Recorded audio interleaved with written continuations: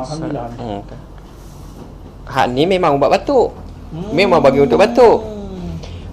Dia makan, kalau dia batuk bukan sebab madu. Bukan sebab madu. Cumanya kalau batuk sangat, kalau lebih daripada sebulan, takut ada unsur makhluk halus tu. Itu yang kita bimbang. Tapi yang main itu alhamdulillah tak ada. Yang main cek ni. Saya pun tak ingat lah tu. Ada ke tak? Tapi tak apa. Tapi yang penting paling kurang pun sehari sekali kena makan madu. Kena makan madu kan. Paling kurang sehari sekali. Hak ni Camca no. setengah camca tu camca je. Makan tu. Sebab benda tu kita ruqyah dah. Kalau ada.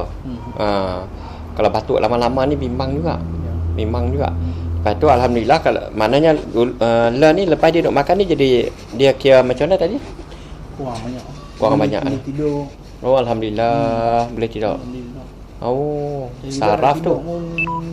Lalu ni lah. Jaga tengah malam batuk. Oh. Pagi-pagi dia sejuk lah. Memang dia batuk. Batuk. Oh, ya. Alhamdulillah ni kurang banyak. Alhamdulillah. Satu nikmat tu boleh tidur jiwa. Kita bimbang takut puak-puak tu lah. Tapi jangan cerita dengan dia pula. Balik pergi cerita dengan dia saat kita lagi usaha hati kan. Tak kira usaha hati. Takut ada unsur-unsur tu lah. Takut ada unsur-unsur makhluk halus. Jadi itu macam main awal tu. Tak ada buang lah dia kata. Alhamdulillah waktu ruqyah tu. Maknanya bila lepas ruqyah, lepas tu balik makan, waktu ruqyah tu dia keluar. Lepas tu balik makan tak payah masuk lah. Sebab benda ni kita ruqyah dah. Alhamdulillah. Yang itulah kita pun tumpang seronok. Sebab orang yang tak boleh tidur ni nanya jiwa tekan jiwa kacau tak boleh tidur malam ni. Baik. Batuk sungguh no. Dia batuk agak lama mana lah? Tahun lah, tapi dia bertahun dah.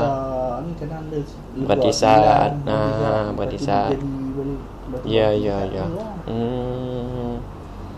Okey alhamdulillah. Saya duk berkenan. Duk sembang pun duk berkenan tu je. Okey alhamdulillah.